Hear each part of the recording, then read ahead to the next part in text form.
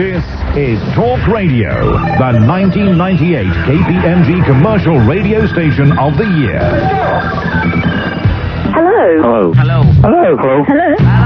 Hello. Hello. Hello. Hello again. Can I just say hello to two of my friends who should be listening? No. Michael Schumacher. Mika. Yeah. Hello, Sheena. Hello. Sheena is... punk rocker. Are you? I'm kind of a cross between a hippie and a goer. Sheena is a kind of a cross between a hippie and a god. A recent poll will always find that a majority of people don't want change. Oh, not about that. What change, you mean? People are stupid. I'm sure that if guns were more freely available, there'd be rivers of blood in the street, and I'd be responsible for a lot of it. Not that we condone that sort of action, of course. I was in the right place, but I must have been a wrong time. My foot's in a bad place, but I must have took a good time. I was in the right track, but I must have used the wrong call. I was in a bad place, and I wonder what it's good for. That's right! You know, I bang on about the BBC a lot. No, I'm gonna praise them now. I'm gonna say positive things about them now. But I'm going. Can we get Nick some hot milk or something? I don't think he's feeling very well. Nick Abbot. That was Dr. John, wasn't it? Right place, wrong time? Or somebody else? Well, this particular version But it must have been the wrong time. was by the John Spencer Blues Expedition. Oh, they're very good. Who are they? They're very good. Are they? Yeah, very good. Wasn't that Eric Clapton or somebody? Well, could well be. No, probably not. This is your all-day, all-blues radio station for the 90s, especially when I'm on. It's Nick Abbott on Talk Radio. Here we go. It's 0500 1053 89, and the first thing I have is to ask you to help me, because of help me. There's a fax from a magazine. It's one of these industry magazines. It's a freebie, right? It's one of those glossy freebie things that we get into business. Yeah, they were in to talk to you, weren't they? Huh? They were in to talk to you a few months ago. Remember, they came and sat in the program and interviewed you and things. Yeah. I'm sorry. I was just apologising for interrupting you. Again. By interrupting me again. It says, if you had one Christmas wish, what would it be? I don't know. Dry martini straight up with a twist.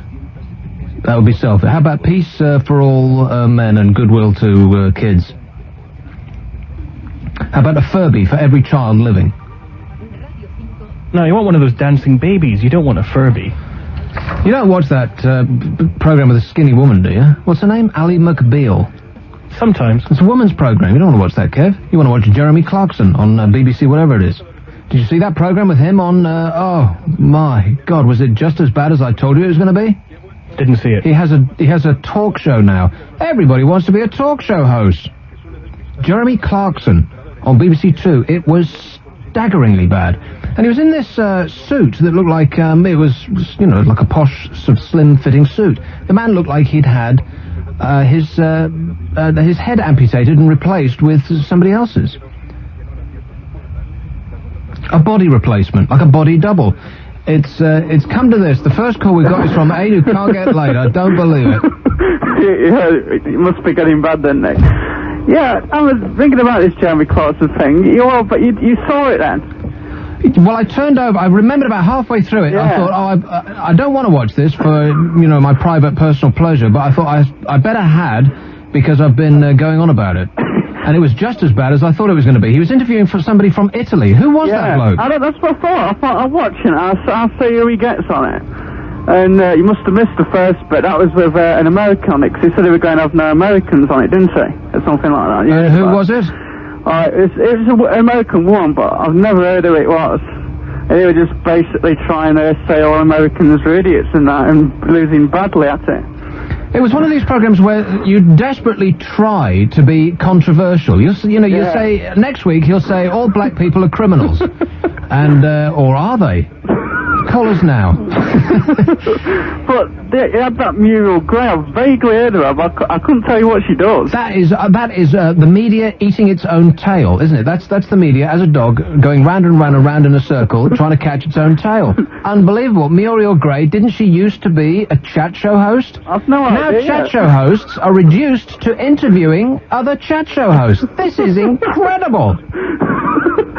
I mean, it should be sticking to doing cars, I don't think. No, I just think that this is a person who shouldn't be flat out.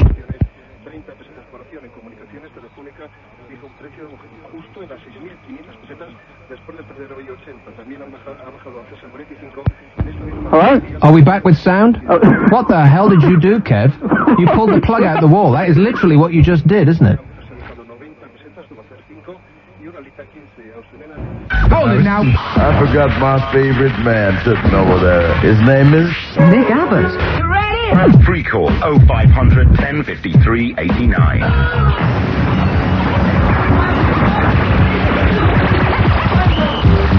Okay, are we back with sound now? Can we be heard now? Is this thing on? Well, the engineers are here now. Oh, no. I mean, you know all of those nasty things that I said about the engineers before? Thank God for you, because otherwise there'd be dead air right now, like there was before. Kev swiveled in his seat 90 degrees, and he obviously pulled a wire out the wall. The entire damn radio station went off the air. Actually, not the case this time. Everything died in and here. And the look on your face was beautiful, There were lights because flashing. it looked obviously like you'd been caught with your hand in the cookie jar. This person is responsible for taking a national radio station off the air, and the look on your face was one of abject horror. You just wanted the earth to open up and swallow you, didn't? I don't think the earth actually is big enough to open up and swallow you, Kev. It would have to eat you in parts. Well, it was a good start, certainly. Can we start the show again, please, Nick? Well, can I have somebody else in charge while we do it? Absolutely. Sick boy, get in this chair. Tomorrow, by the way, the Talk Radio Breakfast Show, you know, assuming that we're still on the air by then, Kev will be frog-marched out the building at 9 o'clock, just to make sure of that. The Breakfast Show talks exclusively to Yoko Ono. She's good. The wife of the legendary Beatle reveals, amongst other things, why she thought her husband was funnier than Peter Sellers. Huh? And why there'll be no more releases from the John Lennon catalogue. Is it because he's dead? So that's Yoko Ono on the Breakfast Show tomorrow. Who will be... is she actually coming in, or is she going to be speaking on the phone? Oh, I don't know. Well, what a tremendous contribution you've made to the show so far, Kev. Let me count the ways. She might break into one of her songs. She'll be going, yee, yee, yee, yee, or not, as the mood takes her. She might do this.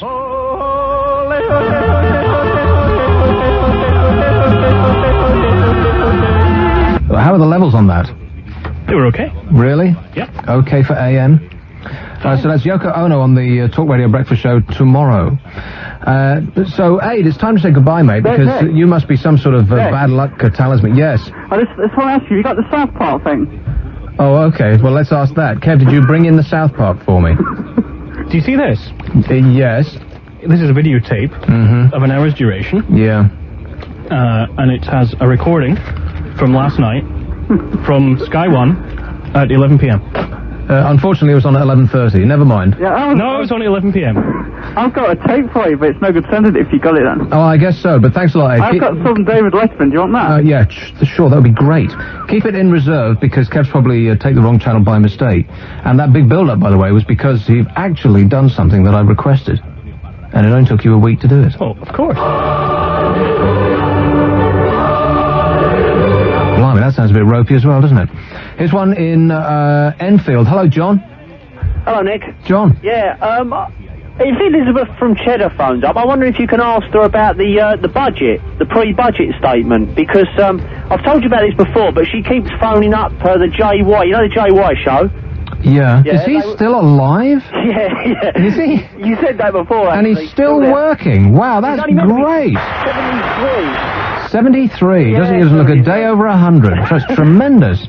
And they had somebody on explaining the pre-budget statement. Oh, and, blimey. I'd rather have my teeth drilled. Then people phone in and make comments, and one of them was, it's got to be her, Elizabeth from Cheddar said that was a very good speech, and I fully understand the budget now. So she'll explain it all to you then. Well, obviously. thank God for her. Most people would be calling up that show about the pre-budget speech and going,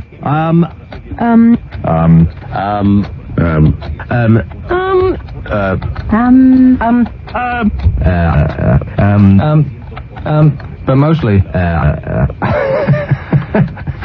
Nick, oh, yes, John. you were mentioned as well on Tommy Boyd's show today. It's a complete lie. I wasn't even in Clapham Common at the time.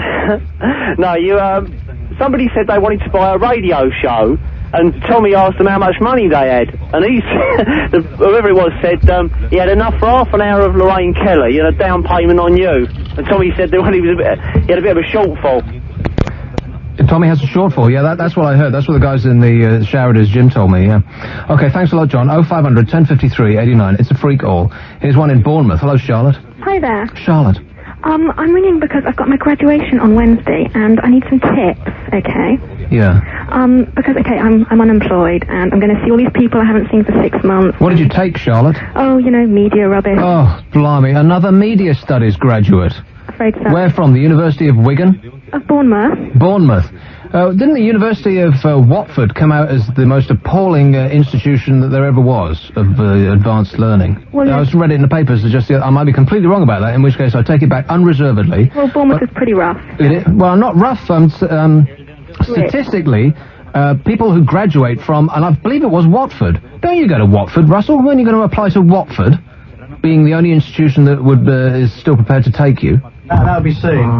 You're going to apply to Watford? Yeah. Okay, well, hold that application, because I've got bad news for you. Apparently, something like 70%, or the largest percentage of graduates remain unemployed coming out of that august institution. Is that the reason why it's the only place that accepted you? Yeah, probably, yeah. You fit right in. I just seem to be spewing out the venom now, don't I? Yes. So, what tip would you require, Charlotte? Well, you know, shall I lie to people and tell them I've got a glittering career ahead of me, or...? Well, you don't know what's ahead of you. No, I wasn't sure what to wear. You only know what's behind you, and you want to set up two mirrors. Okay. Just to make sure. It's good to reflect. Exactly. I would tell the complete truth, because there'll be loads of people there who are unemployed as well. And there'll be loads of people there who are doing really boring, menial jobs. They'll be working 8 hours a day, 5 days a week, for somebody they hate in a job that they can't stand doing. And that'll be them for the rest of their lives. And you're a free spirit. Anything could happen in the next 5 minutes with you, Charlotte. But nothing probably will. Well, no, don't. That's a terrible attitude to take. Life from this point on might be a bed of roses. It might be great. Luxury and money beyond your wildest dreams might come your way. Or if that doesn't float your boat, you might help the world to become a more peaceful and livable place. But that would take forever. Or you might be one of those people in, the door of a shoe shop asking for some spare change, please. Anything could happen in the next 5 minutes. And probably will.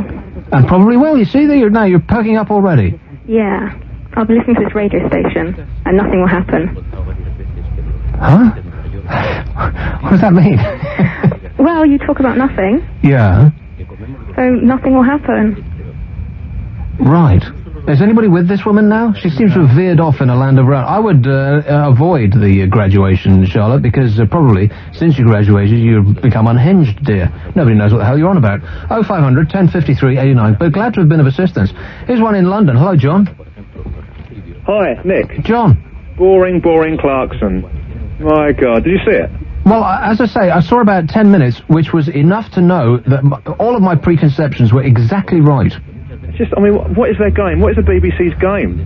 It's just the most boring thing. I mean, I gave 10 seconds, and that was it. Well, he was having this ridiculous conversation with this Italian bloke who I've got no idea who he was, but it seemed to be a contest in a kind of schoolboy topping, like two schoolboys trying to top each other with the most sort of mock, outrageous things they could say. And you could see that neither of them actually meant it. And Clarkson would say something like, well, all Italians are stupid, or they're all, philanderers, or some such ridiculous thing like that. Just summing up 60 million people in one sort of teenage soundbite. The only funny thing about him was the nest on his head. I mean, he's got rid of that as well. So what's the point? Well, I think he must have gone for the fitting with the suit, which is like a young man's suit, and people, and sort of above the neck, he looks as he does, but below the neck, the face didn't, it just didn't fit at all. Absolutely. He's a man whose head is as wide as his shoulders. He must have the biggest head in the world. What's the point of having an audience anyway? I mean, there's all canned laughter, so what's the point? Absolute big job. Well, did you see, well, wait a minute, we haven't finished digging a hole for him yet. The reason that they put canned laughter on it, well, let's assume that they did. The reason that they put canned laughter on it is because the audience was sitting there, dumbfounded. talk about glum. You made the trip to go there, wherever the hell it was, and they were stuck in, because you can't get up and leave as the audience of a TV show, because the security man will come and pin you to the seat. Oh, God, it's a one load of depressing programs on that stuff. And having been in an audience for a radio program, they mic up an audience so that a few people laughing will sound like a crowd at the London Astoria in hysterics. It'll sound like thousands of people guffawing and falling off their chairs. If just like 6 people laugh, it sounds like a big crowd of laughing people. And so if on a and you're geared to laugh as well, because, you're in this environment where you're expected to laugh. Who's going to go along to that? I mean, person in the right mind to actually go along and watch that? They probably got the list from the people who turn up at Kilroy. Oh, God, yeah. Oh, that's right, the rejects, yeah. Well, that's a very offensive thing to say, John, but I think you're in the right area. Thing is right. No, did you see Roy Bremner? Did you see your favourite? He was taken off your favourite cook. Really? It was great. I don't know if anyone saw that. Oh, no, I didn't. Spare me the pain. The one you love. Ainsley That's the one, Harriott. Yeah. Mr. Goggly Eyes. But he was, it was great. It Captain was so Gurning himself. I don't have a positive thing to say about anybody, do I? No, absolutely. But I mean, I'll tell you what, that is just, Clarkson, it's just the most boring thing on. It is, it's not boring, it's because boring is like, it's not even, I know what you're saying. It's something that you just, boring is something, this is like rubbing your fur up the wrong way, which is not boring, it's aggravating. It's completely different to boring. Boring is like a film that you don't mind watching and you started so you'll finish. It's to take 2 hours out of your life, and it's neither one thing nor the other. But this is like somebody scratching their nails down a blackboard. It just puts you on edge. I know. Awful. Joke. What's there to good? There's nothing good to say about BBC. There's just absolutely nothing. There's depressing. There's a few things. The East End. Whenever I click into one of those, it's just unbelievable that so many people watch. Millions of people. EastEnders in Coronation Street. People out there. You want to kill yourself as soon as the theme music comes on. Let alone about those hideously ugly people who start whining about how dreadful their life is. It's a funeral march. It is. It is a funeral march. That's right. The introduction to Coronation Street is this. The dead, the walking dead. The only thing with any life on that show is the cat on the hot tin roof. Okay, I've got to go. Great stuff. 0500 1053 89. It's a freak all. But, no, there are a few positive things to say about the BBC. I'm not totally blindly negative about anybody, but when somebody deserves to be kicked firmly up the rear, then I've got the boots to do it. These boots are made for kicking, and that's just what they'll do. Someday these boots are going to kick you up the arse, Kev. Oh, again? But they got the bird. I've got no idea. I'm just going on pretending. But they got the bird program. That's good. It started out a bit sort of 1950s Disney, and here we are in the beautiful tundra. A bit daft like that. But it's good, it's quality stuff. Some bloke was lying on his belly in the swamp for 3 months to get the little photograph of a hummingbird, stick its long beak into the tulip of a flower. It's great! How can you argue with that? I saw a thing about fishes last night on the BBC. It was absolutely fantastic. Did you see that? Some of the images that they had from underneath the waters was absolutely staggering.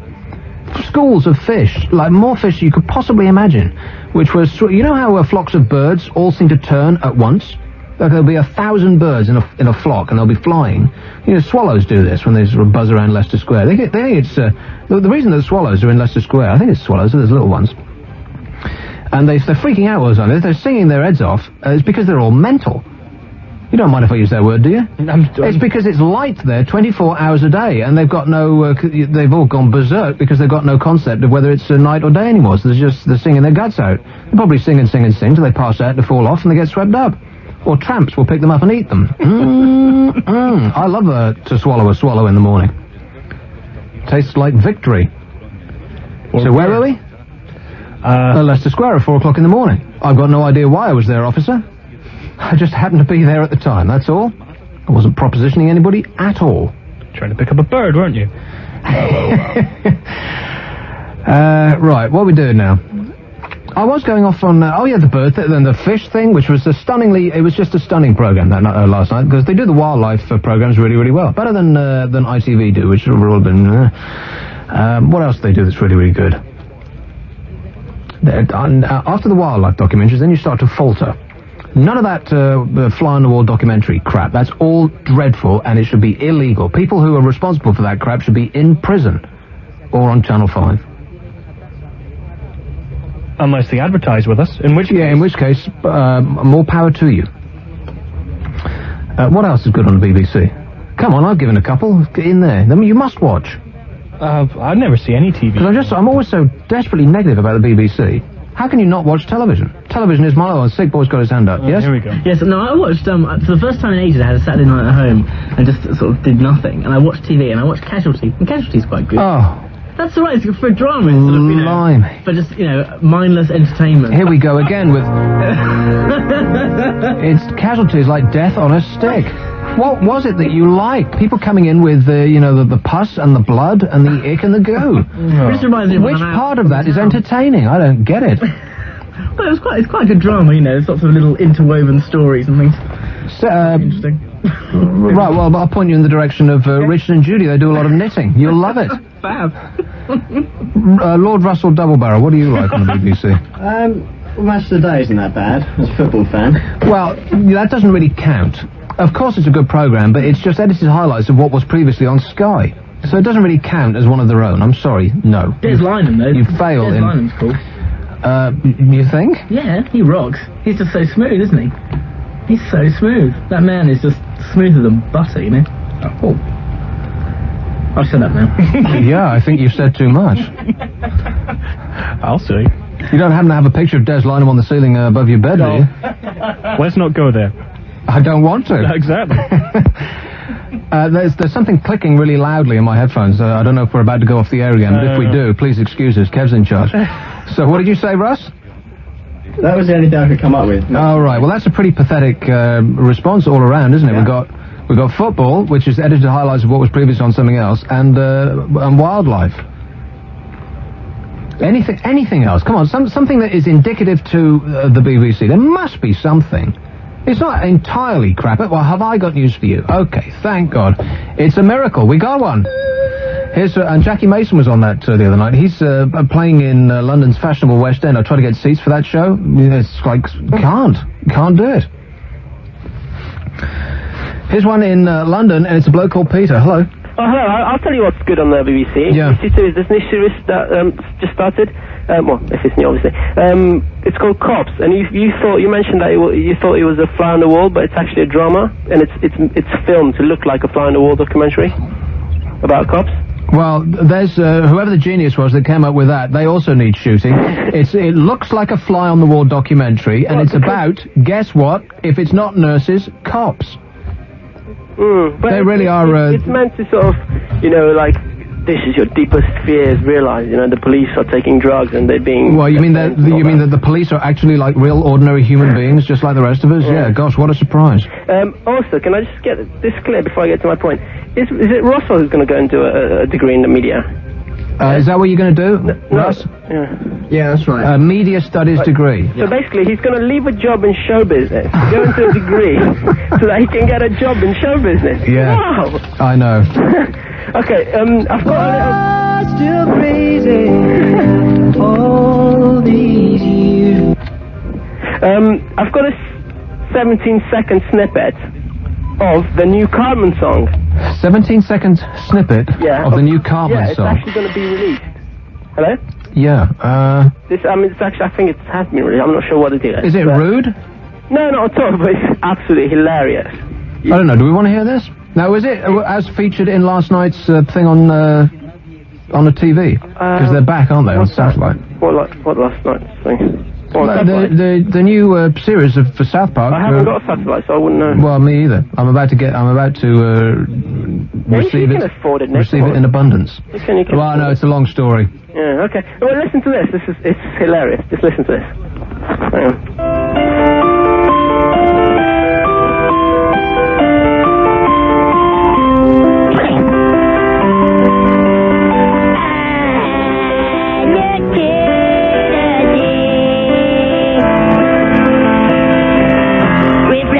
Unfortunately, that's all I've got. Oh. I know, it's just getting... I know, I'm really sorry. Blimey. I think it's called I Look to the Sea, and it's so funny. You're a loser, baby, so why don't we kill you? 0500 1053 89. It's a free call. Well, let's just start steaming through these, because most of these people have been waiting a dog's age. Here's one in Leeds. Hello, James. Nick? James. Hi. You give the impression that Kev is a rather large guy. When he backs up, he beeps. Come on, how large is Kev? How large is he? I don't know. Do you want a stream of fat gags now? Come on, Stone. Oh, come on, I'm not that bad, Abbott. Be honest. Oh, now we're on second name terms. Now I'm really got him. The needle is in, and I'm going to twist it. Well, I don't know, James. Why? What are you going to say? What's your... I'm a dietitian, that's all, and I'm here to give you some advice, Kev, if that's what you need. You're a dietitian? I'm a dietitian. For a living? For a living. And how does this work? How does it work? Yeah. I mean, what, do you have an office, or what? I have an office. I give advice. Well, so people come to you and say, what? They come to me, they're referred by the doctor, they're overweight, they've got intestinal problems, they've got various diet-related problems, and I help them out. I give them advice, I put them on the right track. So, Kev, what's the deal? Headache and upset stomach? Yeah. I'm here. But that's a ridiculous occupation, James. If you're overweight and you want to slim, you just eat less. You do that for a living? Nick. All you need is a sign on your door. They don't even need to even come in. Eat less, it will say. Nick, I've seen the website. You're a slim guy. It comes easy to you. Kev is obviously in a different ballpark. Oh, James, he ate the ballpark. I think that's the problem. I am by no means the size of a ballpark. No, James, you're just going by what he says. Ignore him. He lies. Everything you hear on the radio is made up. Some figures. Height, weight, come on. Height and weight. He's 3'6" and he weighs 15 stone. Right. Problem. You need me. He looks like a weeble. You remember weebles, don't you? They wobble, but they don't fall down. Yeah. Well, I mean, seriously, James, I'm amazed that somebody actually does this for a living. I mean, the advice that you give out surely must be eat raw vegetables and fruit and less fat, and that's your entire job. You might as well just put it on a Nick, you are my ideal patient. If everyone were like you, I would, as you say, be out of a job. Well, so people come in and they say, I'd love to give up cake with, one of those, a cake, cheese and cream sandwich, but I eat 6 a day, and I couldn't possibly give that up. You would be surprised. I get 20 stone women coming into my office, I sit them down, and I say, come on, tell me what you eat through the day. And they go through, they've got a straight face, they tell me 3 bags of chips, chocolate bars, cakes, pies, and I sit down and listen to it, and I say, and you come in here and asking me how to lose weight? And, in all seriousness, they do not see it. They really do not see where the problem lies. Well, as I said before, and a lot are in denial. You'll ask them if they eat much during the day, and they say, no, well, I get up, I have a half a pot of natural yogurt for breakfast, and then, I might sniff some water around about lunchtime, and then in the evening I'll have, some apple pips, and that's all I eat. That's exactly right, but what I'm interested in is where Kev's problem lies. In his, around about his waist, kind of like... Is he happy? Around about there. No, it's quite simply, James, one word. Beer. Beer. Beer. You spend all day sat down, you spend all night sat down lifting your right arm. Yeah. We won't go into and he does that at the pub as well. Yeah. So you're quite happy. No problem at all. You're quite happy with Nick deriding you for being the size of... he's usually so drunk he doesn't know what I'm saying. Right. Well, maybe I should take that to my patients. The answer is get so drunk you're not bothered about what I'm saying. Now seems like you're getting somewhere, James. Good. Glad to have helped out. My bill's in the post. 0500 1053 89. It's a freak all. It's a talk radio. I'm Nick Abbott, and it's oh blimey, it's the annoying kid with the flute. Hello, Shas. What did you just say? What did you just say? There's an annoying kid with a flute on another line, but I'll talk to you first. Alright. I can name some shows that are good on the BBC. Oh, really? Well, The Simpsons on BBC too are pretty good. Well, see, also doesn't count. The Simpsons is something that they show after it can be seen on Sky. But also, the BBC seems to show the same Simpsons over and over and over again. What about Shooting Stars? I haven't seen it. Have you not? I'm not really a Vic and Bob fan. Funny. I mean, well, I'm sure, I know that they're very popular and people take them to their hearts, but it's just, I think they're one of those people that you either love or you don't. It's not that I don't get it, it's just it's not my thing. I don't hate them. I think they're, talented and have brought vaudeville into the modern, I was going to say milieu, but I won't say that, Charles, because that would be so pretentious. I would want to throw myself out the window. But they brought vaudeville up to date. What about Rabsy Nesbitt? Rabsy, okay. Ding, absolutely right. Rabsy Nesbitt, that gets my vote. Scottish show. Huh? The Scottish show, that's right. Can you understand a word he's saying, Shas? Being from Paisley? Yeah. Some of my friends are from Glasgow. Because you have such a cultured, kind of brittle accent. I don't know if to take that as a compliment or not. Anyway, my dad thinks there's a new character in South Park. Did your dad let you watch South Park? No. Right. Right, but my dad thinks there's a new character. Dale. Huh? Dale. He was singing the Cartman song, but instead of saying Kyle, he was saying Dale. So you do watch South Park?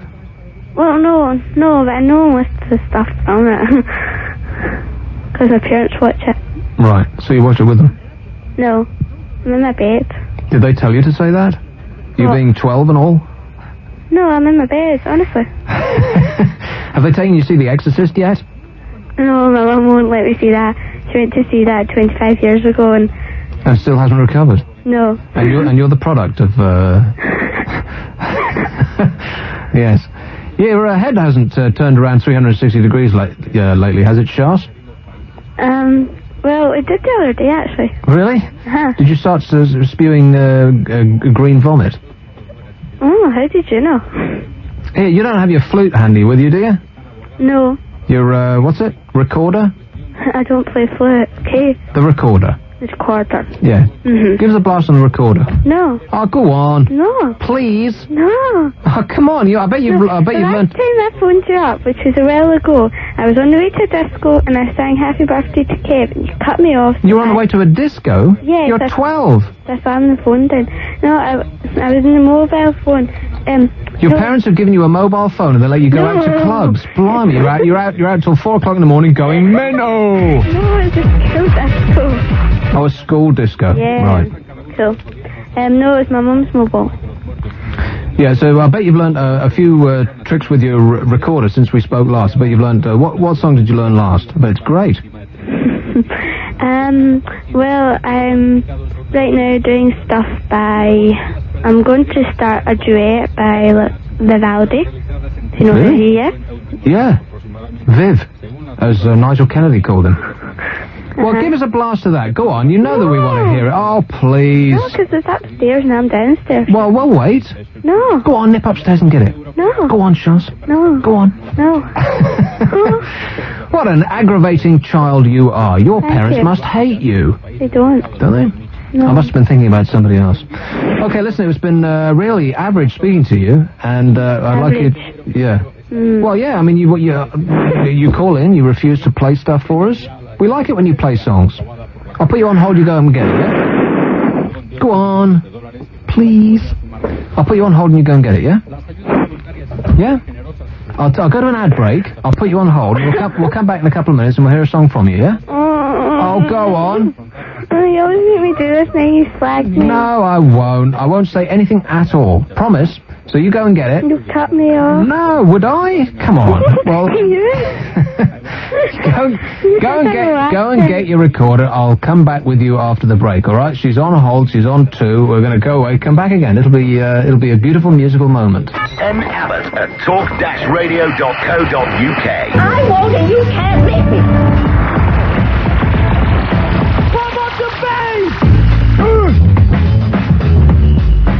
Are we on? I think it sounds like me, yeah. It's Shas again. Hello. What do I have to do to get her off hold? Do I press hold again? Yeah, she should be there. Hello? Yeah, she's on air. Shas. If you listen carefully. Shas. Stop mucking about, girl, and play us a song. I can hear you breathing. You're terrible at this. Hello? Hello. Okay, play us a tune. Well, I've got a Beatles book, right? Yeah. So what kind of Beatles song I've got? Well, I'll tell you what I've got. Okay. Well, I've got All You Need Is Love. All You Need Is Love. That'd be great. Wouldn't you like to hear All You Need Is Love? Yeah, can we get a little ripple for Shorts on a recorder? Okay. What was it? Another one. What was it when I'm 64 or something? No, don't make it complicated. Just get on with it, dear. I like that one. All right, when I'm 64, absolutely. Okay, wait. Right. This is Charles, age 12, from Paisley. When I'm 64, Oh dear, we seem to have run out of time on that call. It's one in... I always like to have a call from the kids. Here's one in Solihull. Oh dear, that was so unpleasant. I'm sorry. Here's one in Solihull. Hello, Richard. I made her go up and get it as well. I hate me. Yes. You're all right, mate, yeah? Yes, thanks, yeah. Did you see the programme on one last night, Veterans? No. No, mate, I tell you, you missed a classic programme. It was obviously all about the First World War, you know, it's the anniversary next Wednesday, yeah? At the Armistice Day and that. It was just fantastic, mate. So touching, you know, about what they did. It's brilliant, really good. You missed a great programme, mate. Okay, well, listen, thanks a lot, mate. Cheers. So nice to be, told after the fact. Here's a call in Hemel Hempstead. Jackie. Hello. Jackie. Good evening. How are you? I'm all right. Good. Now, apart from... it's on the BBC trip again. Apart from... I've got news for you. We've got Never Mind the Buzzcocks. I like Mark Lamar. I think it's brilliant. Booze. Eh? Yeah. And also, they think it's all over, but nevertheless, the programme take my £100 license. I've got a drinking problem. Eh? Yeah, that's absolutely right, Jackie. I couldn't agree with you more. You said that really concisely and precisely and presciently.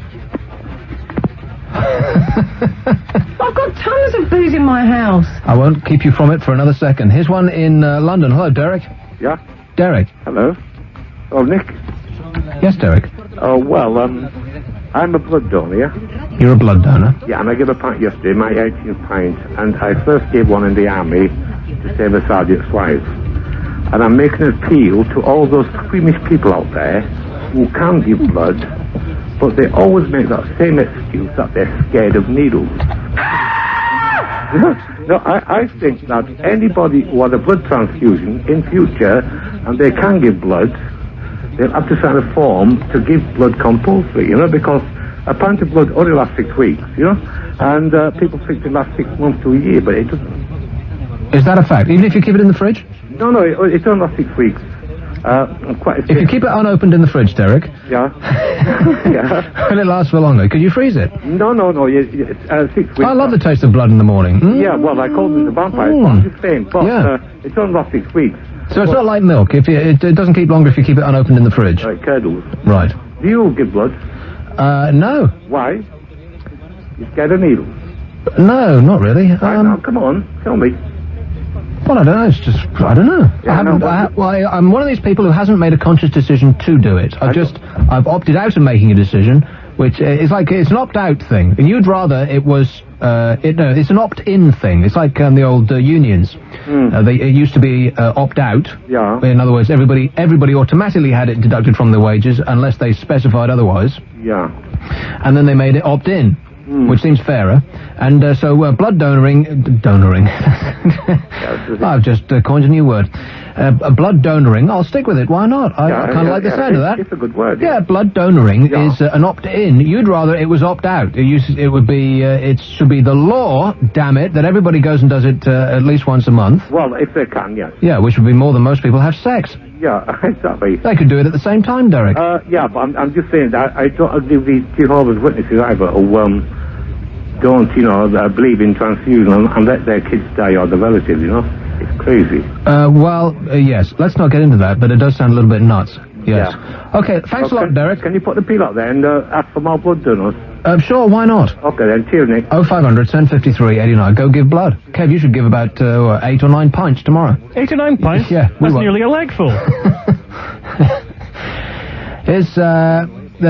I don't know who's these past few calls. They've been just fine, but not really in tune with what we're doing here. Can we have a little tighter holes on these screens? Russell? Whoa. Yes? Little tighter holes on the screens, Russ. Yeah. A few of these calls are getting through, and they'll be just fine on another show, but but not on this one, you understand? Right. Yeah. Can you hear that, by the way? This is what's keeping us on air at the moment.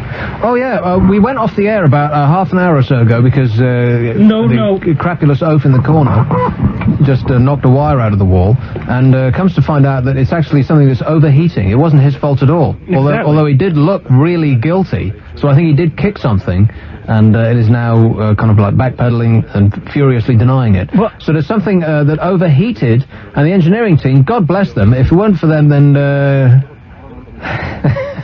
then we really would be screwed. They came in, and there's something is like so hot to the touch you can virtually fry eggs on it. Am I right? Oh yeah, like a piece of equipment that is vital to our being on air has heated up dramatically, and will probably be giving off sparks at this moment if it weren't for the fact the engineering team had a genius solution, and that's to give it its own fan.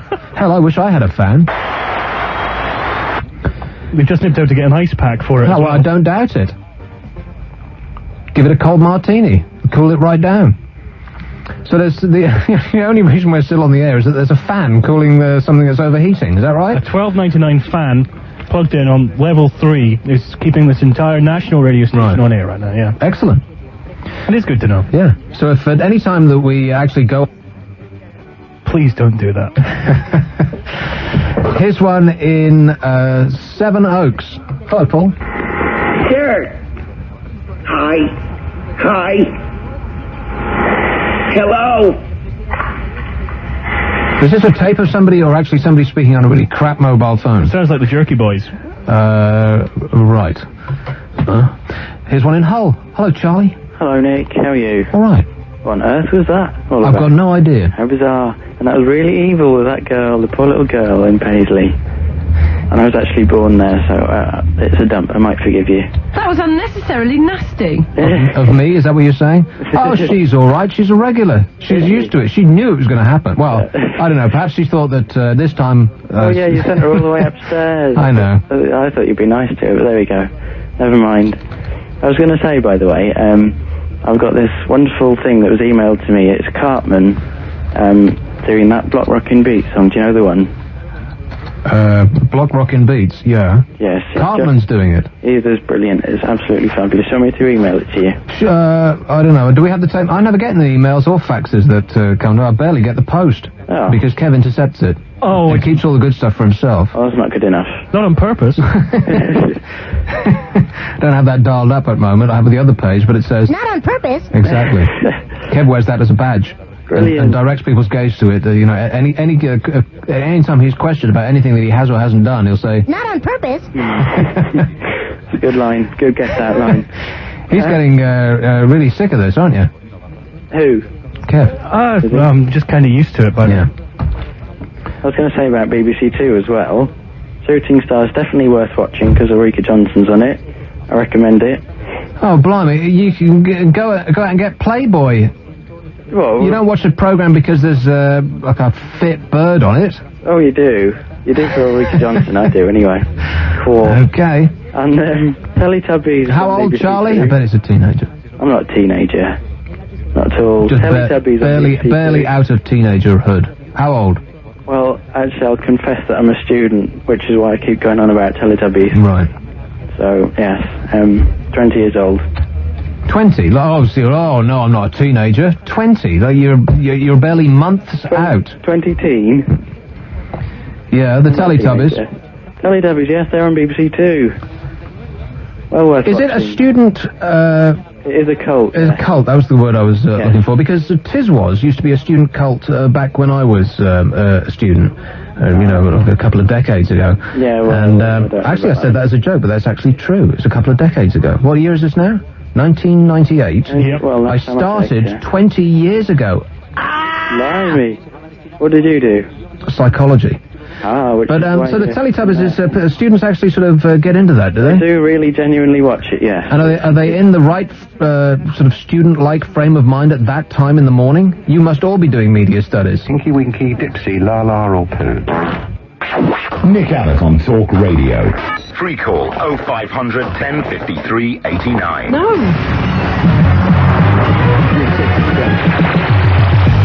Let's go!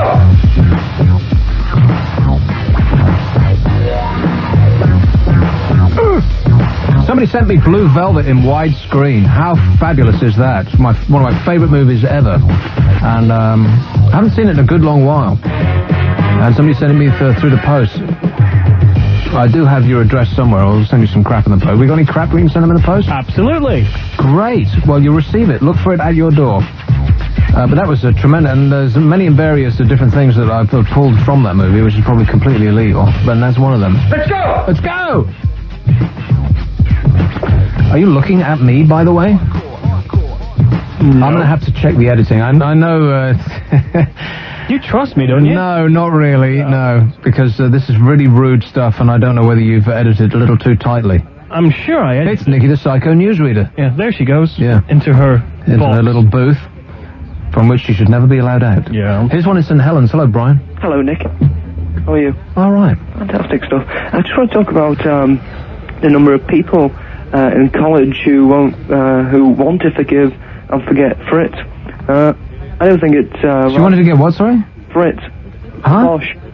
What? The villainous Hun. What's he talking about? The Jerrys. Sorry, go back to the beginning. Right. In college, there's I had a bit of a debate today with a number of people. There was a mass debate? It was a bit of a mass debate, yeah, about the Bosch and the number of people who want to forgive and forget them after invading Poland. And I thought they made washing machines. Who, Bosch? Yeah. Or about Hun? What did they make? Hun? I don't know. Fritz.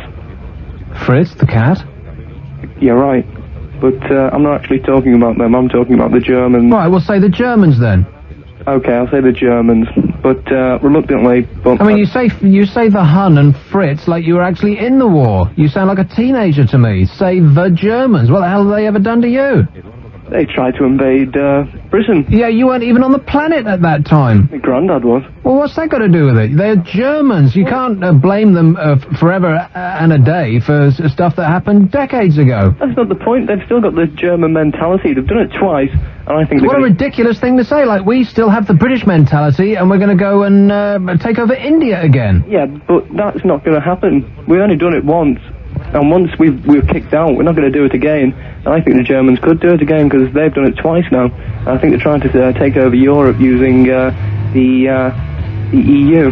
Right, okay, well, stop reading the leader columns in national newspapers and try and make up your own mind about stuff. This is my own mind. I feel very strongly about this. There's his own mind. It's out there for everybody to see. It's on a plate. And we'll poke it and pick at it a little bit, give it a taste, swish it around our mouths, and decide that we we didn't order this. We'll send it back and ask for some fish instead. Brains as a starter only. A quick update now on a story that you may remember I ran a while ago that Nick even accused me of making up. How dare he? A farmer who created waterbeds for his herd of cows has won an award for innovation and creativity. The Design Council is so impressed with the invention that they've chosen the bovine waterbeds to represent the best of British design in the Millennium Dome. What did you say? And now, the Bazooki news. Exploratory drilling in Australia has found gold in a remote village called Bazooki. Otter Gold Mines, who made the find, say the Bazooki gold seam is exceptional and unprecedented. And a candidate for the Australian Senate says he's the future of politics because the only election pledge he's making is to learn how to play the bouzouki. David Parslow is standing for the Stupid Party and says the bouzouki is a fine instrument and at least he's not making promises he won't be able to keep. So radio satellite weather. Guess what? It's going to rain again tonight, and that's everywhere for at least 2 to 3 hours. The overnight low will be between 3 and 6 degrees centigrade. Tomorrow, more showers for the morning, and that should clear away to a dry, fresh day with the odd spell of sunshine. It's snowing! No. Top Radio News Time, 4 minutes past 8. Award-winning talk radio. Across the UK on 1053 and 1089 AM. Hello. Hello. Hello. Hello. Hello. Hello. Hello again. I'll just say hello to two of my friends who should be listening. No. Michael Schumacher. Yeah. Hello, Sheena. Hello. Sheena is... punk rock. Are ya? I'm kind of a cross between a hippie and a goer. Sheena is a kind of a cross between a hippie and a god. A recent poll will always find that a majority of people don't want change. Oh, about that. What change, you mean? People are stupid. I'm sure that if guns were more freely available, there'd be rivers of blood in the street, and I'd be responsible for a lot of it. Not that we condone that sort of action, of course. I was in the right place, but I must have been the wrong time. My hood's in a bad place, but I must have been the good time. I was in the right track, but I must have used the wrong call. I was in a bad place, and I wonder what it's good for. That's right! You know, I bang on about the BBC a lot. No, I'm gonna praise them now. I'm gonna say positive things about them now. But I'm going. Get Nick some hot milk or something. I don't think he's feeling very well. Nick Abbot.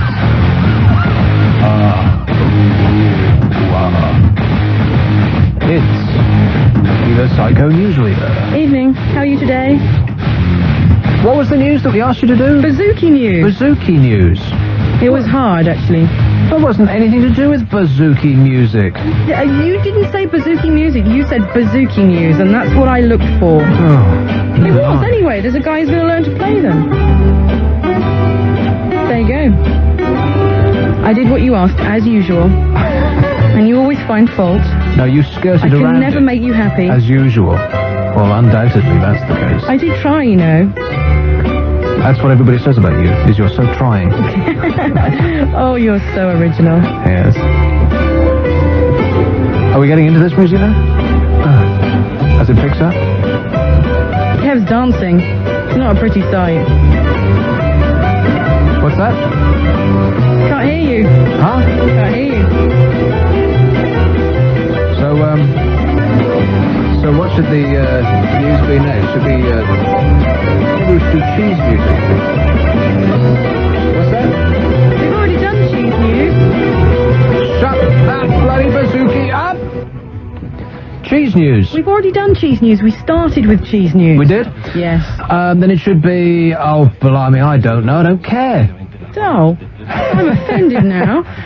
Well, you think of something. No, that's your job. How about, I'll tell you what, I'll pull up a page at random, without looking, that one, and then I'll press a button at random, and whatever it is, that'll be what the news. And I'm not looking at what I'm pulling up, so... Oh, right, yeah. Oh, right, yeah, news. Oh, right, yeah. That's going to be very interesting and funny. I doubt it. No, exactly. You've got a piece of paper in front of you from one of the newspapers. Why don't you just choose a word out? All right, here we go. That one. Well, it says trying. Trying news. Yeah, trying news. There'll be all sorts of funny stories about people who try. Okay. I'm sure you'll be able to find one. Okay. That gives me lots of scope, doesn't it? And gives us no confidence at all. No, absolutely not. Right. Here's one in Birmingham. Hello, Kath. Kath. Kath has laid the phone down on the table and is probably listening to the radio. Should be with us in 7 seconds. Hello? And she realises there's a delay. Here you are. Hello, dear. Hello, Nick. How are you, darling? I'm all right. You sound much nicer than our Tommy Boyd. Huh? Tommy Boyd? Yeah. Oh, he's lovely, though. Of course. I listen to him every day. Yeah, what's not to like? Pardon? And so you were saying? No, it's about BBC One, right? Yeah. Now, I must admit, I do tape a lot of videos. But I do watch sometimes, with, it's rather hard, is can't cook, won't cook. Because I swear, half the time these people can cook. Do you think so? What do you think? I think that you must be nuts to watch that programme. Well, do you have I know, I am bloody nuts, darling. You I'm have 65. absolutely nothing else to do? Even if you're 65, there must be something else to do than watch that programme. Well, no, it's either vac the bloody house or something, Sorry about the word. No, I must admit that, to me, is a load of crap. Now, real rooms, wow, this is a foul-mouthed pensioner we're talking to here. Oh, damn foul mouth, I must admit. Yes, obviously. Now, another one I do watch, which I've been watching, because, you know, being a pensioner, you know, these poor old pensioners are, City Hospital, with Gabby, and I'm not lying, Gabby is just a pain in the bum side. But she's so sweet. Pardon? Don't you like her because she's so sweet? Oh, my God, she loves everyone. Oh, darling, you're so gorgeous. The doctors, you know, I watch it, and sometimes I have to walk out and have a cup of coffee or something, you know. Yeah, with no sugar in it because you've already had an overdose on sweet, yeah. But there are some good films on sometimes, don't you agree? Every now and again. There's a good film on tonight called The Big Picture. Oh, yes, I did look at that, yes. It's a satire of Hollywood. It's actually very funny, as I recall. Okay, listen, thanks a lot, Kath, for letting us into your, you know, miserable and vacant life. 0500 1053 89. Where have the kids gone? I have no idea, but unless one of them's back here within 2 minutes, then we should just fire them both. Because we've got two people one who answers the phones and one who goes and covers and does various bits and things, and they've just both gone. I know. They didn't ask permission or anything, just got up and left. Huh. So Psycho's doing the phones. It's one in London. Hello, Nick. Oh, hello, Nick. I wanted to keep you up to date with your media appearances. Do you remember I spoke to you about your appearance in Time Out? Your photo. Yeah. You're such a handsome guy. Yeah. Well, there's a cartoon in a leading satirical magazine this month, which I hope Lord Russell Doublebarrel has run out to go and get, actually, because it's rather good, because I'm sure it must be you. Because it's some poor guy sat on a talk show, and the written bit by the side is this mad rant about, you know, how, we wouldn't talk to policemen like that in our day. And it just looks like you, because you always get that sort of thing. Yeah, okay, thanks for the news, Nick. Blimey, when Psycho takes over the phones, things really start going down the toilet, don't they? Did you let him through? I mean, nice guy, boring. Here's one in, what? Break. Oh, we're going to take a break now. Are you sure we want to take a break now? What if I don't want to take a break? Oh, well, we'd like you to. I won't, and you can't make me. Hold it now. Nick Abbot. So, you're a philosopher? Ready? Fax 0541 59 69 79. Hit me.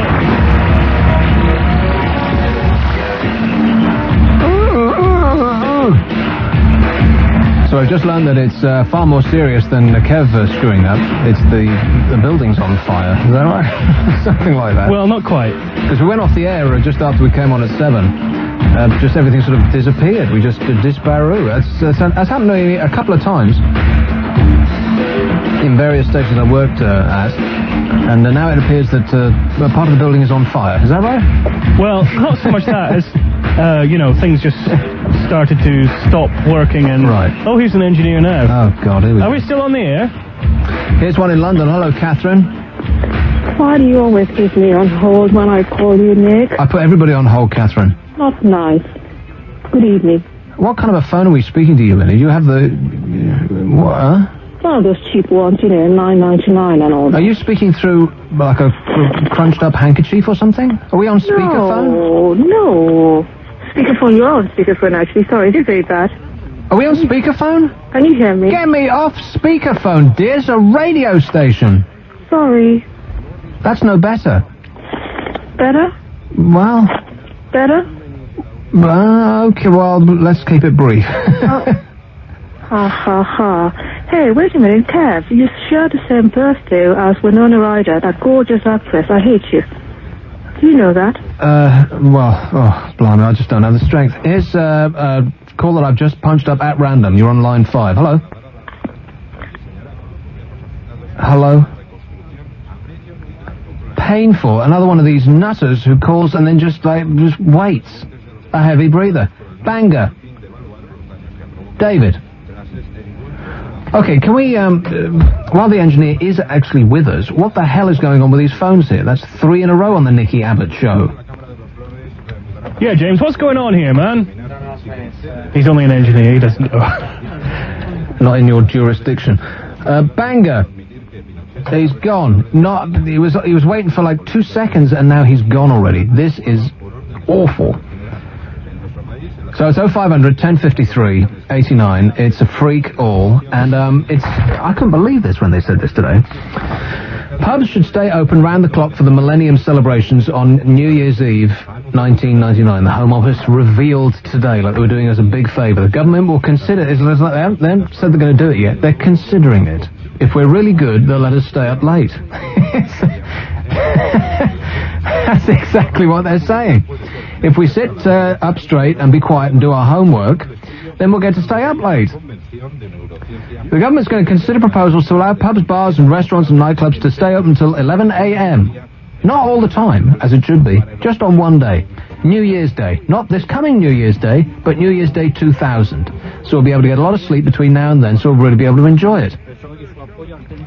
A consultation paper launched today by Home Office Minister George Howarth will look at two options to change normal opening hours, allowing premises to stay open until 11 a.m. on 1st of January, or to allow opening until 4 a.m. So that's the choice. They're going to revolutionise the licensing laws in this country by deciding whether we're allowed to stay up till 4, or all the way through, good heavens, it must be a miracle, until 11 the following morning. On one day. One day in the last 2,000 years, they're allowing this. To celebrate the birth of the baby Jesus. God will be thrilled. Mr. Howarth says, we expect the vast majority of licensed premises will want to stay open well beyond normal closing time, typically for local parties and other events to welcome the start of the year 2000. When, in this country, it will seem like we've stepped smartly into the 1940s. Are they seriously telling us that by in over a year's time we'll still have the same damned licensing laws? How long does it take? I mean, how much of a majority do they need for somebody... I mean, what is going on in this country that we've got licensing laws that would look ridiculous in Saudi Arabia? They're probably sitting over there smirking over a double gin and tonic at the ridiculous licensing laws we have in this country. 11 o'clock? This is a supposedly civilized country. What the hell is that? And it seems that every year goes by, they say, oh, well, we're going to do it, we're going to do something about it. And then, first of all, they said they were going to give us an extra hour on Friday and Saturday night. Which is, I mean, talk about treating us like 5-year-olds. That is incredible. To actually have the nerve to come out and say that. An extra hour on Friday and Saturday, like we're going to be able to stay up till midnight. Principally because we don't generally have to go to work the next day. It's amazing, isn't it? And we all go on holiday to other countries. You could name them. You could name any other foreign country that is not under Muslim rule, and they all have better licensing laws than we do in this country. Every single one of them, apart from perhaps, is it Finland, who are really freaked out about it, and have the highest suicide rate of any country on the planet. Principally because there's absolutely nothing to do, and you have to drive 200 miles to have a drink.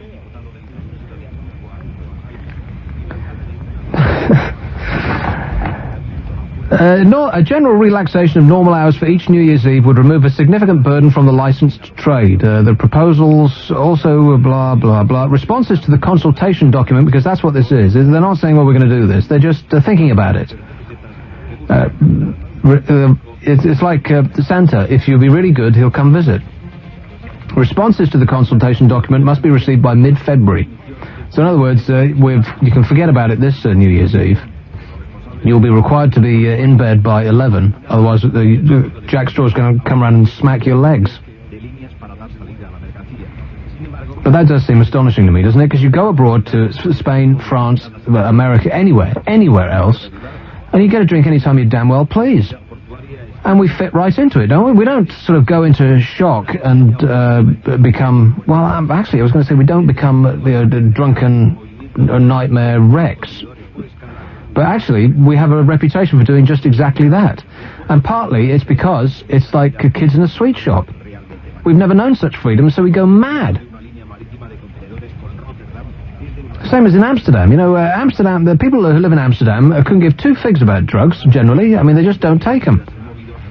They look upon people who take drugs askance. They're like, how degrading, they think. And people from this country, they go down and the aeroplane has barely switched off its fasten your seatbelt signs, and they're smoking spliffs in the airport.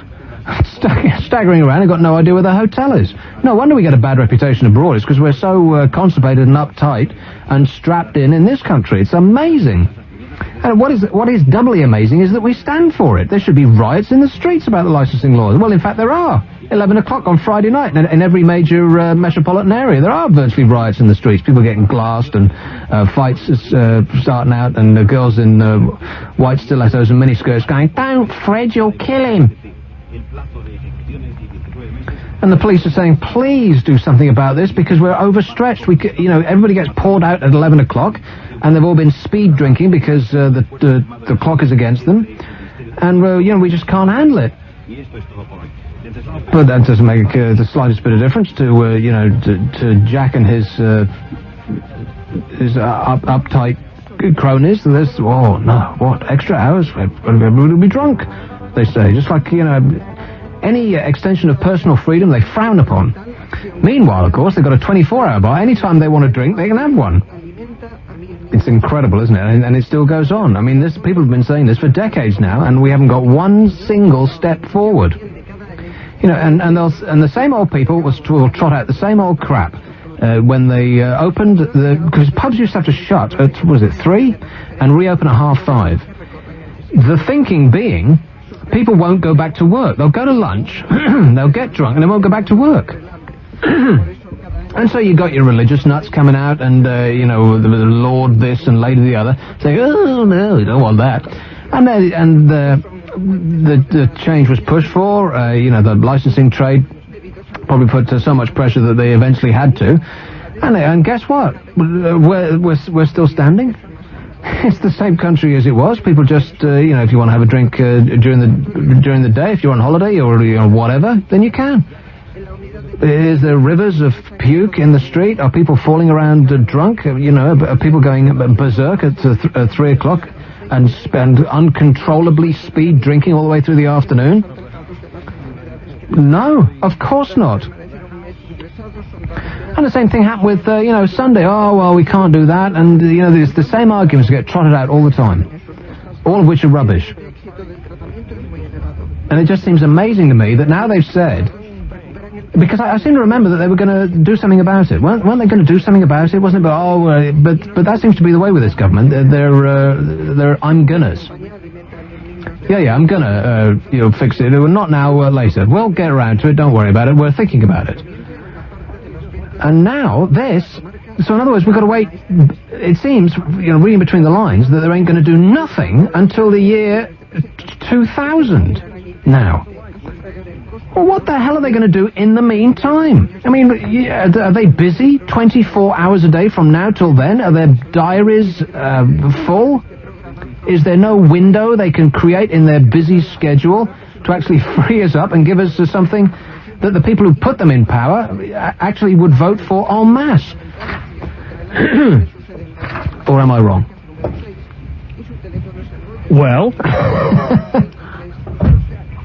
For balance, you might be. Yeah. Here's one. Can I have a fewer people banging on about the BBC, because that gets boring. Here's one in Edinburgh. Hello, Thomas. Hello, right. I'd just like to make a point that in Edinburgh, certainly up here in Scotland, you can go out and drink till 3 a.m. in the morning or whatever, and certainly it must be a different law in England. Yes, they're radically different. I think they're more enlightened species in Scotland. Yeah, in that respect. Yes. So, and is that pubs that can open till 3 in the morning? Well, certainly later than 11, anyway. And the clubs, you can stay in there till 3 easily. Yeah, that's right. And clubs, but clubs open late in Britain, but you can't get a drink after 3, which also seems insane to me. Yeah, it is. Yeah. I mean, where is the logic behind that? I can get 10 drinks at 1 minute to 3, which I'll still be, which I could sort of speed drink and die in a coma. That's right. I know. I mean, but at 60 seconds after I buy that, it's illegal. Like, huh? I know, and they just chuck you out, and you end up in the street, and you're just wandering around drunk and causing trouble. So yeah. It's pretty pointless, really. It's just ridiculous. And why should the law be different in Scotland and England? That's what I don't understand. I mean, what's the what's the point in that? I mean, we're not that different up here. I don't think. No, well, it's different because, and you've made it different because you can. I mean, I think that's the point. Okay, thanks. 0500 1053 89. It's a free one. Let's talk to this bloke in Norwich. Hello, John. Hello? John. Yes, hello, Alan. What? Oh, sorry. Hello. It's John from Norwich. I doubt that. Norwich in Norfolk. I'd like to talk about Space 1999. Okay, I'll put you on hold. Here's one in Dartmoor. Hello, Ian. Me. Ian. Hello. Ian. Hello. Ian. Yeah, I'd like to talk about the licensing laws. Yeah? Yes. Are you there? Yeah, it sounds like me. I think it's pathetic, to be quite honest. I mean, I'm an alcoholic and it's very difficult to get a drink when you want one. I've got a drinking problem. Do you mean I've got a drinking problem? Yeah, I have got a drinking problem. But He's got a drinkling problem. Is that kind of a mix between a drink and a tinkle?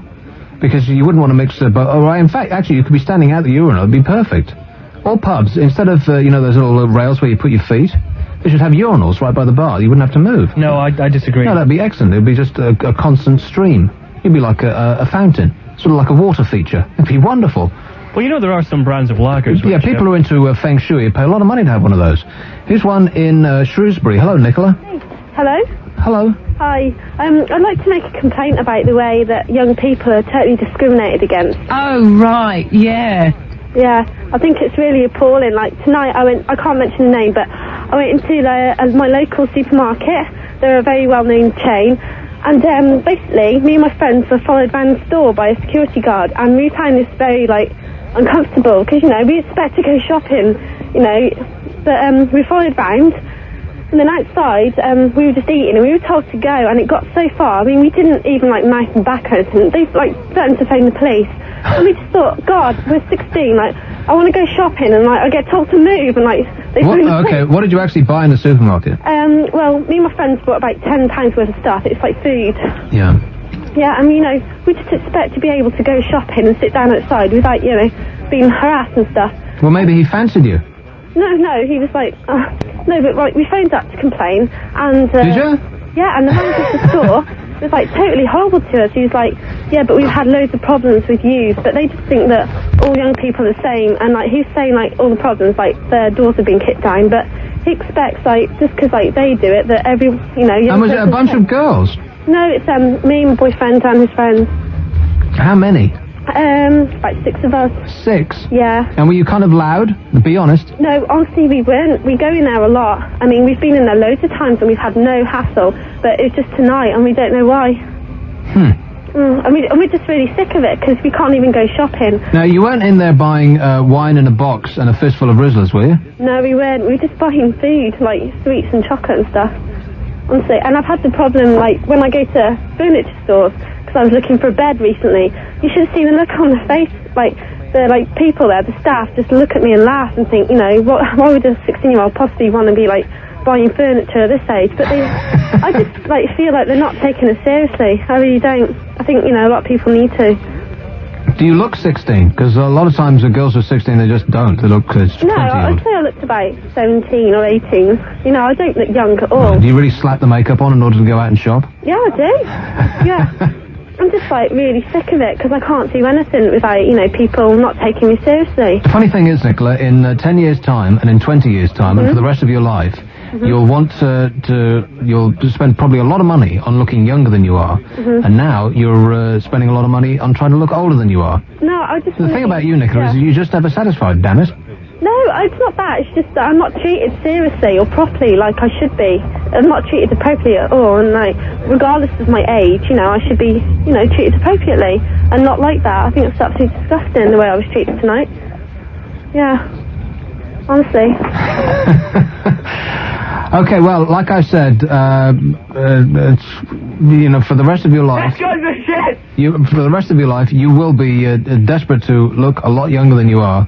And now that's called being a teenager. Get used to it. Stop whining. 0500 1053 89. And furthermore, stop, wandering around and shoplifting and causing a ruckus and generally being an obnoxious freak. Or is that unkind?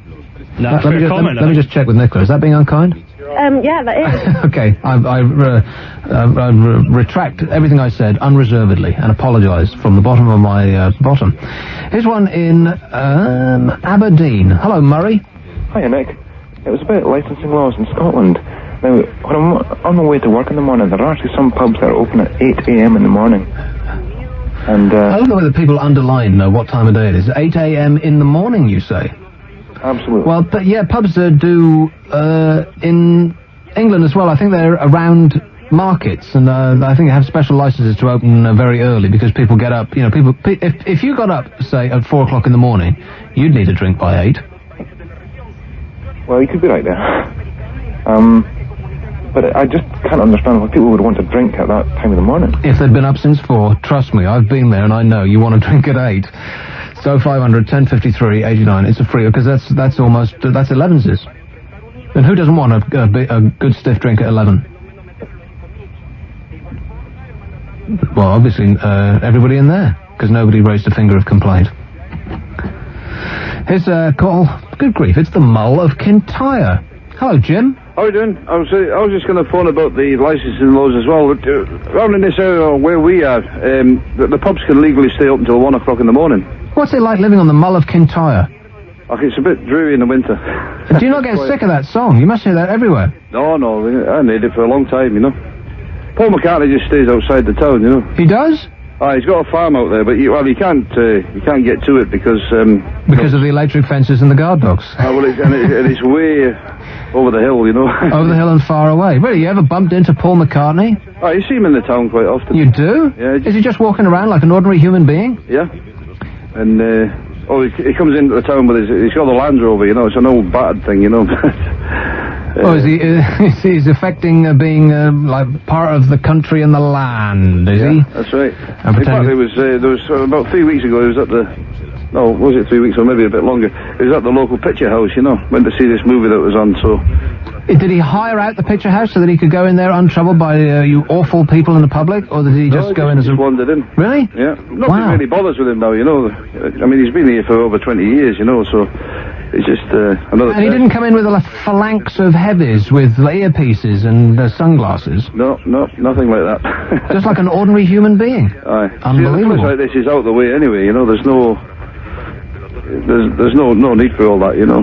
Forgive my ignorance, but it's an island, right? No. It's not an island, it's just a promontory. What do you call it? See, the Mull of Kintyre, it's like a wee peninsula, you see. Peninsula is exactly the word I was looking for, yeah. And it's about 70, you know, the furthest tip of Northern Ireland is about 17 mile away from here, you know. And does he live there all, forgive me for prying into his private life, but, you know, you're probably a very interesting man, Jim, but I'm sure that most people listening to this are more interested in Paul McCartney. Does he live there all the time? No, about 25 years, I think. He bought a big farm here, you know. But I mean, all year round. Is he always there, or does he just come for a week in, in autumn? No, when Linda was alive, they used to stay there quite a lot, maybe 2 or 3 months at a time, you know, and they just travel backwards and forwards from there. She had a lot of things going, you know, and the group they used to play with, I can't remember the name of that group. Was it Wings? they used to stay there as well, you know, with them. Right. And maybe do a lot of practicing, and she was starting up this health food thing, you know. Yeah. She probably did all the things from there, you know. Yeah, Linda McCartney's vegetarian food. Yeah, that's right. It's delicious. Okay, thanks a lot, Jim. Yep, thanks, then. You should, if you bump into him, Jim. Yeah, tell him Yoko Ono's on the breakfast show tomorrow. Right, okay. Cheers, mate. She is. Yoko Ono's going to be on a breakfast show. Right here, she's going to be talking to... That'll be Bill. The breakfast show, yeah. The wife of the legendary Beatle reveals, amongst other things, why she thought her husband was funnier than Peter Sellers. Huh. And why there'll be no more releases from the John Lennon catalogue. Right. So that's Yoko Ono on the show tomorrow. You remember her last song? Oh, what a beautiful vocal rendition. That's actually her. Here's one in Southampton. Hello, Robert. Hello, Nick. Yes. Hello, yes. I need to tell you about the fact that every Monday evening I have to rush home from work and watch BBC Two. Why's that? 6:35. Well, I'm a fan of the programme, okay? And what programme? Well, let me explain. Although it's very sad, I've got all 48 episodes on pre-recorded tapes. I've spent a fortune on them, but because the programme is actually shown live on the television, and even though I can watch any one of those episodes any time I want, I still have to come home and watch the television because it's actually on national television live, so to speak. What are you talking about, Robert? Space 1999. Oh, good grief. 0500 1053 89. Space 1990, that's from the 70s, isn't it? Didn't they have those cars that are only just beginning to appear on the roads? Kind of look like a teardrop? No, they had big spaceships because he lived on the moon.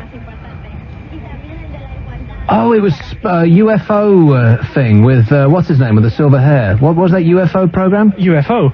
Is that what it was called? Yeah, probably. They used to have those teardrop cars that kind of were, I guess they were models, thinking back. I haven't seen that program in a dog's age. Space 1999, what's that then? It was Martin Landau back in the days when he didn't have much credibility, and his missus, and they were on the moon, and the moon is spinning out of orbit.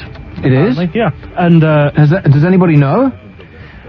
Well, it is in 1999, so we've got, like, next year. And it sort of turned into a kind of Star Trek on the moon instead of an Enterprise type thing. Space, a final frontier.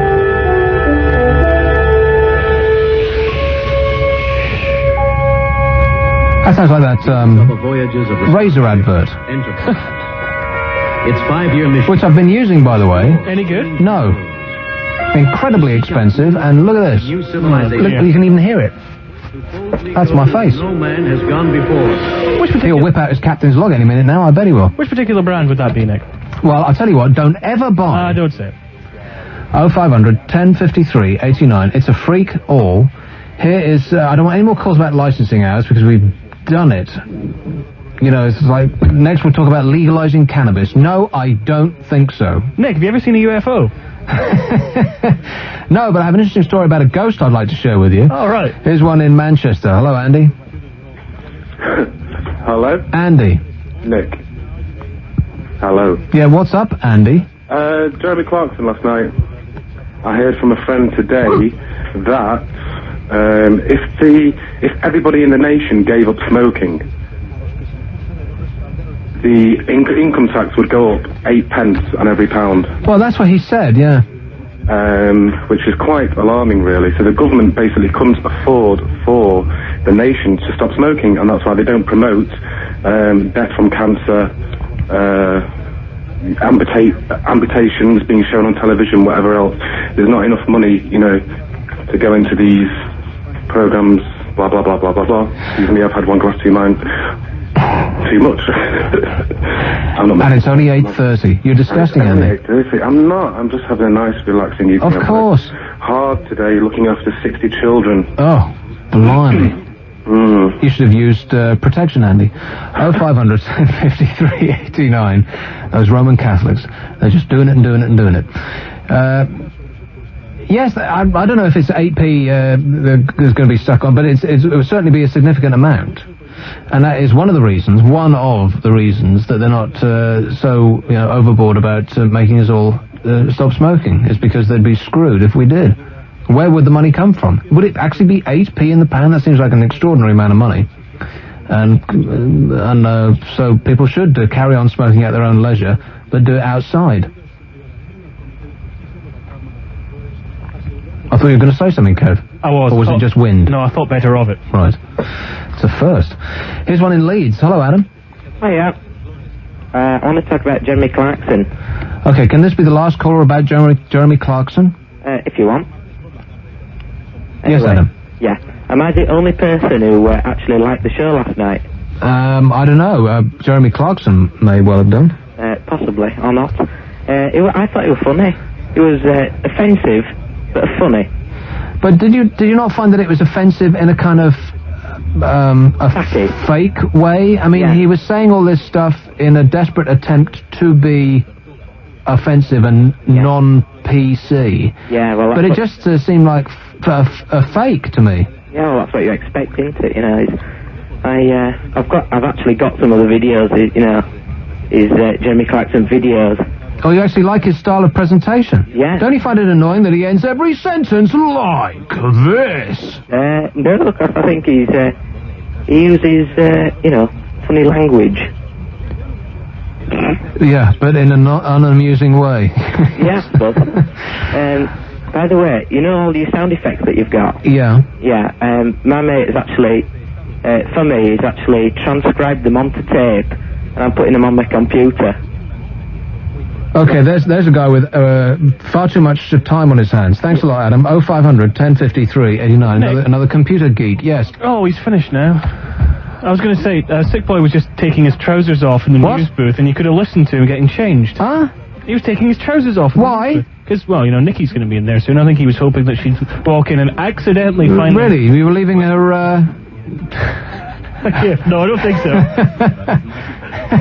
Has he been trained? Yeah, he's got... What? The toilet is up the way there. What the hell's he disrobing for? I don't know. You're going out tonight, aren't you, boy? Yeah. Yeah, see? Yeah. Where? Where?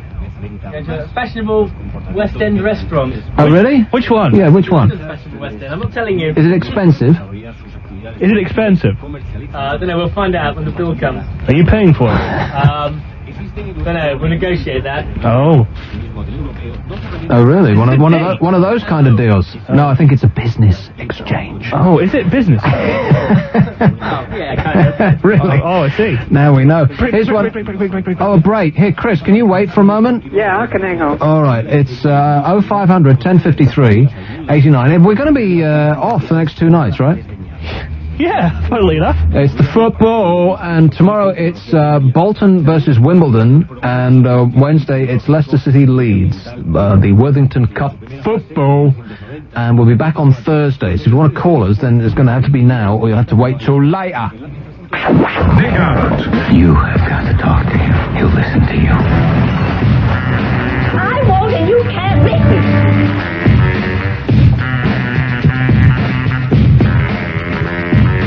Yeah. Yeah. Does that remind you of anybody? Yeah. Oh, shut I don't know, but fasten your seatbelts. It's going to be a bumpy night. Here's one in London. Hello, Chris. Hello there. I just wanted to talk about times of trains. I mean, I don't have a car and I go up the West End, and I have to leave there on a Sunday at 11:30. So that means I've got to be in bed by 12, according to London Transport. Have they never heard of 8-hour shifts or anything? I mean, I used to work those when I was at work, and really, it's no good going uptown. And they talk about, why don't you catch the all-night bus? And, I mean, have you ever been on one? Yeah, it's like the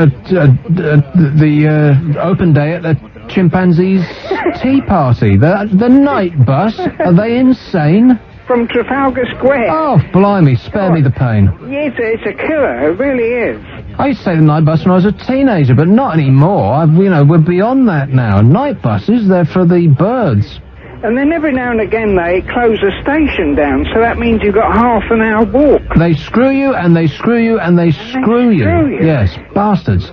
Thanks a lot, Chris. All right. There's your last train now. If you want to be in bed by midnight, you've missed it, I guess. And there's a £10 fine for not having a ticket for your entire journey. Here's a mobile on the M25. Hello, Charlie. Charlie. It's a great step forward in communications technology, mobile phones. Don't you love them? He just got cut off before he even got on the air. Here's a person called Ben in Birmingham. Hello, Nick. Ben. I spoke to you on Friday. Oh, yeah? Remember? Mr. Hakkinen, Michael Schumacher? Hakkinen, yeah. Yeah. Have you heard that advert? You played it 2 times this evening. Advert? Vote for a player, your favourite football player. Oh, yeah? To join these famous ones. Right. Well, it's ridiculous. It includes, it says, to join people like Shearer, Scholes, and then it says Cantona. Ole Gunnar Solskjaer. Cantona? Yeah, Eric Cantona. Yeah, what's wrong with that? Well, he doesn't play football anymore. Well, he used to. Isn't it a Hall of Fame? Yeah. Well, that means that all footballers in history. It says to play with. Huh? It says to play with. Yeah, well... Have I heard? I'm sure. Well, I think the idea is that if it's like a fantasy team. So I'd only half heard it, to be honest. But is it not a fantasy team? And you can get, like Jeff Hurst. He doesn't play anymore. But the idea is that you don't get Jeff Hurst as he is now. You got him at the peak of his career. He's the only one they said that no longer plays. I thought you said they also said Eric Cantona. Yeah. Well, that's 2. Oh, I meant Cantona. Did they say Golden Farcar? Did they say him? Oh, not that again. Or how about Derek Fatshit? Did they say Derek? I'm not going to answer that. Good for you. 0500 1053 89. It's a free one. We should go free form maybe in a little bit. Perhaps not. Let me do a little screenless. Here's one in Hulver. Hello, Joan. Hello. Joan. Is that you, Nick? It sounds like me. Oh, hello, Nick. How are you? I'm all right. So I'm glad. Oh, blimey. I think you just stuck your head under a bucket of water. What was that, Joan? Oh, but I'm... Joan. Yeah, no. Joan. I've got my... Yeah. What are you doing with the phone, dear? No, but I love you dearly. And you haven't sent me a T-shirt. Haven't sent you a what? T-shirt. You haven't had a T-shirt from us? That's f***ing typical. You're not putting the phone down on me, are you? No. No, and I've got a book for you called In the Sticks. In the what? In the Sticks. It's Halva, and In the Sticks. You've got a book for me called In the Sticks? In the Sticks of East Anglia. Right, what is it, like a guide to living in East Anglia? Yes, it is. Is it a map describing how to get out? Oh, well, and the spider's gone, you know. Huh? The spider. Itsy Bitsy Spider? Yeah, well, you know, the one that you thought was living in the television. It's gone. It's all fresh on the television now. Oh, you are a marvellous man. And don't ever fall out with me. Would I fall out with you, Joan? Oh, no, I think you're wonderful. I think you are, crazy. But thanks for calling. I think that's the thing about her, is she feels too much. Nick Abbot on Talk Radio. Free call 0500 1053 89. Let's go!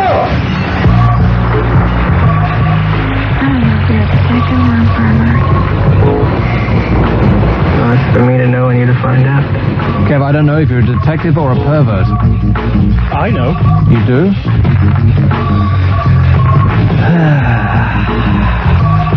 Let's do a lightning round. I haven't done one of those in a dog's age. How about I want? You can't get easier than that. So finish that sentence, I want, and it's 0500 1053 89. We promised to send a prize of a fabulous nature to the best of the bunch. We'll promise, but we won't actually do it. Because that's our way. Isn't it, Kev? Well, you'd have to talk to the head of prizer sending outie on this particular team, and that would be Sick Boy. It is? Yeah. Is it actually your job to send out prizes and stuff? There's a complete bemusement on his face, and he's shaking his head. No. What do you mean, no? Well, I passed the details on. Well, yeah, no, but you passed... I'm just in the middle, Gov. Yeah, see, so it's not entirely his fault. Thank you. Thanks, Kev. That's all right, man. Right, first of all, we're going to take this normal call in Shrewsbury. Hello, Colin. Hi, Nick, how are you? All right. Yeah? Yeah. Right, what I wanted to talk about is South Park. Yes. Yeah? Did you see it last night? No. No. Oh, well, I've kind of been told what's happened. Don't tell me. You don't want to know? No. You don't want to know who's... No, I don't want to know. So here is, as we start speeding through them, it's a lightning round. And the prefix is I want. Just finish that sentence. A fabulous prize to the best of the night, if there is actually a decent one amongst them. If not, then we won't give nothing away. It's our, as is our won't, as my dad used to say. I never have figured out what that means. Here's line 2. Hello. Can I have 2 I wants, please? What? Can I have 2 I wants, please? You'll love the last I want. You'll just love it. Get on with it, man. I want football to stop interrupting this broadcast. And secondly, I want Sandra. It's a nutter from the old school, from the other place. Here's line 3. Hello. I want Vanessa and Elizabeth from Cheddar together. Really? Well, we're covered in lard and wrapped in rubber. Here's another. Hello. I want to talk to Mike, please. We'll put him on hold. He'll be on hold for the next 4 days. I don't know, was that intentional? I have no idea. Here's line 5. Hello. I want to know if Elizabeth from Cheddar is on commission. And 6. Hello. I want some moisturising cream in the palm of my hand. Yes. So I'll rub it in my nuts and it'll come up grand, yes. There's a man with a collection of chestnuts at home and he wants to polish them. Here's line 1. Hello. Hello? Yes, sir. I want Carol McGiffin's used underwear. Carol McGiffin's used underwear. If only I had Carol McGiffin's page up right now, she'd say... What? Here's line 2. Hello. Isn't that the guy who used to do... John Shuttleworth. Yeah, but that was... what's his name? The little punk geek. Reckless Eric? No, you fool. The other guy. Whatever happened to Reckless Eric, by the way? Jilted John. That's it. Yeah. I've got a girl called Shayla. Something like that, I don't know. That was it. Yeah. Word for word, in fact. Here's line 3. Hello. This is the BBC with the first new legal station in London for 15 years. Or a revolution in broadcasting has now been... Oh my God, is that me? It can't be you. Stone. Well, I'd say any of that, I think we should just get on with it. It is me. Oh no! I can't believe it. It sounded all sped up and like that must have been like 10 years ago, something like that. Suddenly you're 15. I know. How bizarre. And they put me on the breakfast show. Here's line 4. Hello. Hello. Idiot. Line 5. I want to talk to the psychic. He knew that you were going to say that too. Here's 6. Hello. I want to know why women spend a fortune on wonder bras and then complain when you look at the breast.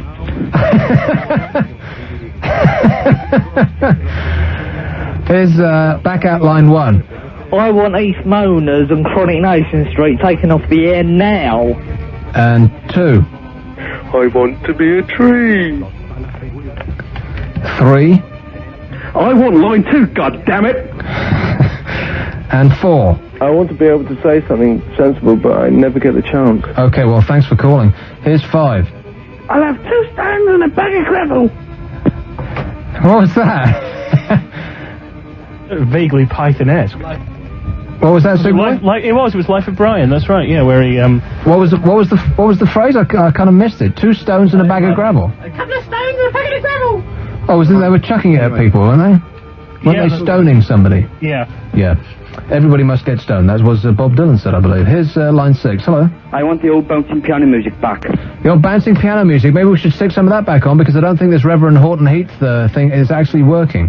In fact, a couple of weeks ago, I asked you to put the same music to end the show as to start it, and you said, yes, we can do that, and so far, guess what? Nothing. Actually, no, I did try, and it doesn't work. Mm-hmm. It doesn't work. Yeah. There's no ending. Right, well then create an end. You can edit, can't you? Well, kind of. Kev is known for his end. Here's line 1. Hello. Hi, I want the girl who I gave my phone number to on Saturday night to phone me now. Oh, she never will. Why? Well, okay, you gave her a phone number on Saturday. Yeah. It's too early to call. Is it? Yeah, to call on Monday is desperate. To call on Tuesday was polite. To leave it till Wednesday is a little impolite, and if you haven't heard by Thursday, forget it. So I'll wait till Monday then. Or Tuesday, sorry. You've got to wait till tomorrow, yeah. If she hasn't called by 10 tomorrow, then you're on shaky ground. Thanks a lot, Nick. All right, no worries. Don't ever call. If you exchange numbers on Saturday, don't ever call on Monday because you sound too desperate. Now, you might both be sitting at home, yearning and looking at the phone and, having desperate fantasies, but don't ever call. Not on Monday. Wait till